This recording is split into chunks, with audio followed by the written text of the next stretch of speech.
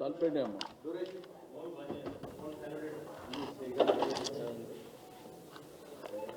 వస్తుందా ఇది? పాత్రికేయుల మిత్రులకు నమస్కారాలు. నూతన సంవత్సర శుభాకాంక్షలు తెలియజేస్తూ, ఏదైతే ప్రభుత్వం డీలిమిటేషన్ అని హైదరాబాద్ మరి 300 డివిజన్లు చేయాలనేటువంటి హరీబరీ కార్యక్రమంలో దీన్ని హైదరాబాద్ కార్పొరేషన్ జిహెచ్ఎంసీలో మేము ప్రభుత్వాన్ని ఎండగట్టడం జరిగింది. విచిత్రం ఏంటంటే ఇప్పుడున్నటువంటి మేయర్ గారికి డిప్యూటీ మేయర్ గారికి కూడా ఈ ప్రక్రియ తెలియదని ఓపెన్గా వాళ్ళ హౌస్లోనే చెప్పినటువంటి సందర్భం. వాళ్ళు గూగుల్ మ్యాప్ తీసుకొని ఇక్కడ మర్రి చెన్నారెడ్డి మానవ వనరుల అభివృద్ధి ఆఫీస్ ఏదైతే ఉందో అక్కడ గూగుల్ మ్యాప్లో తీసుకొని ఈ డిలిమిటేషన్ అనేది చేసినటువంటి. అయితే టీవీల్లో పేపర్లో నిన్న కూడా మాట్లాడినప్పుడు హైదరాబాద్, మల్కాజిగిరి, సైబరాబాద్ అని 3 కార్పొరేషన్ల కింద అని, లేకపోతే 3 డివిజన్లు కలిపి ఒకటి అనేటువంటిది మనకు క్లియర్గా. ఏదైతే జంట నగరాల చరిత్ర, జంట నగరాలు మీన్స్ హైదరాబాద్, సికింద్రాబాద్. ట్యాంక్ బోర్డుకి ఇటువైపు హైదరాబాద్, ట్యాంక్ బోర్డు అటువైపు సికింద్రాబాద్.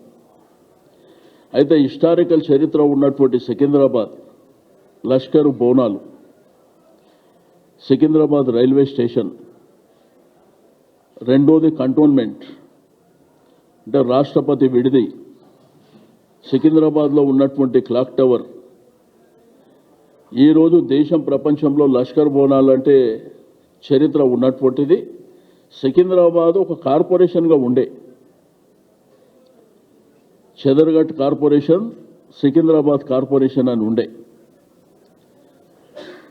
ఈ జంట నగరాలలో సికింద్రాబాదు పేరు లేకుండా ఈ జిల్లాలో ఏర్పాటు చేస్తామని, 3 కార్పొరేషన్లు ఏర్పాటు చేస్తామని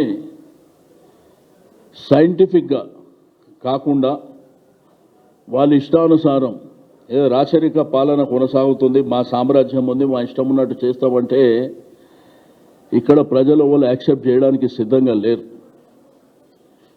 అందుకే ఈ నెల 17వ తేదీన భారీ ఎత్తున సికింద్రాబాద్ రైల్వే స్టేషన్ నుంచి Prashant theatre, Secunderabad clock tower, అమరవీరుల స్తూపం, Manju theatre, Paradise, Secunderabad Gandhi statue వరకు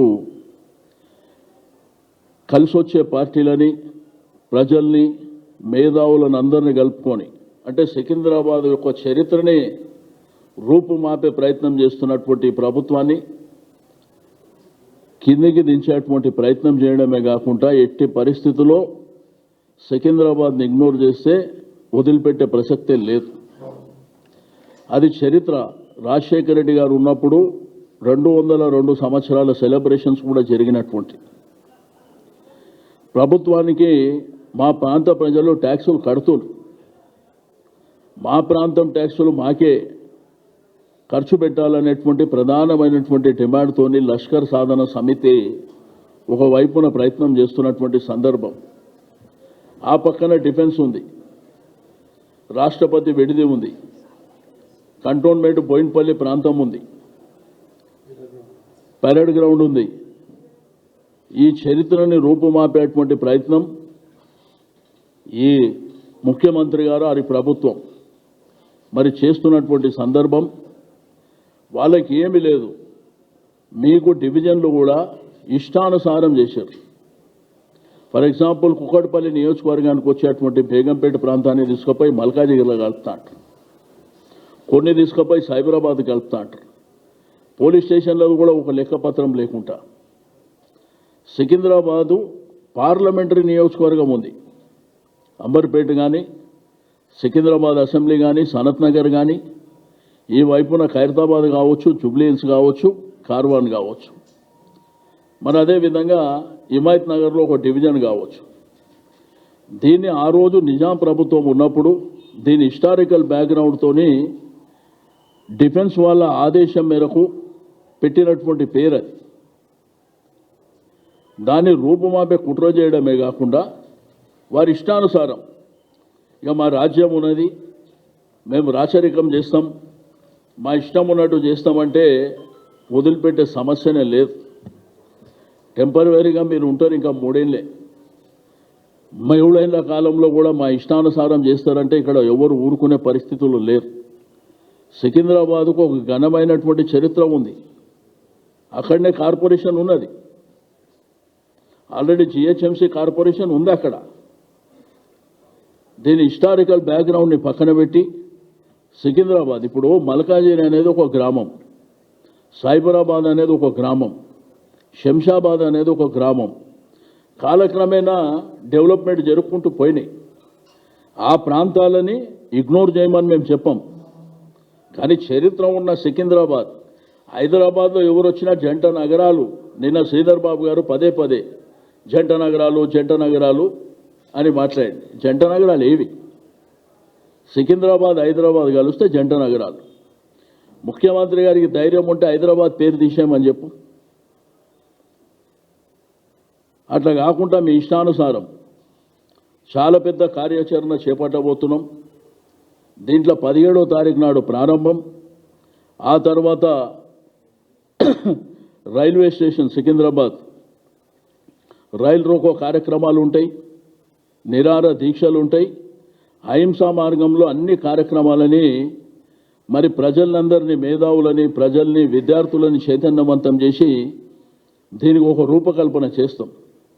సికింద్రాబాద్ జోనల్ కమిషనర్ ఏదైతే సికింద్రాబాద్ కోర్టు పక్కన జోనల్ కమిషనర్ ఆఫీస్ ఉంటే ఆ డివిజన్ మోండా మార్కెట్ డివిజన్ తీసుకుపోయి మల్కాజిగిరికి పోమంటారు.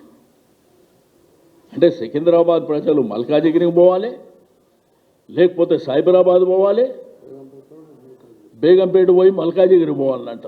ఇది విచిత్రమైనటువంటిది డీలిమిటేషన్ ప్రక్రియ. మీకు 111 జీవో సవరించకుంటేనే